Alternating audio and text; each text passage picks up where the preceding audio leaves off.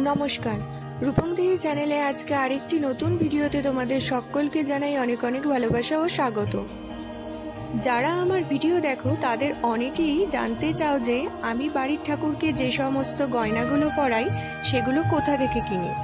দেখো, আমি যে সব গয়নাগুলো পরাই তার মধ্যে বেশ কিছু গয়না আমার কেনা, আর বেশ কিছু আমি নিজেই বানিয়েছি। সাধারণত ছোট বড় সব রকমের জুয়েলারি থেকে নিয়েই এইগুলো বানানো। এই ভিডিওতে যেগুলো তোমরা দেখছো সেগুলো সবই হাতে বানানো বেশ কিছু গয়না।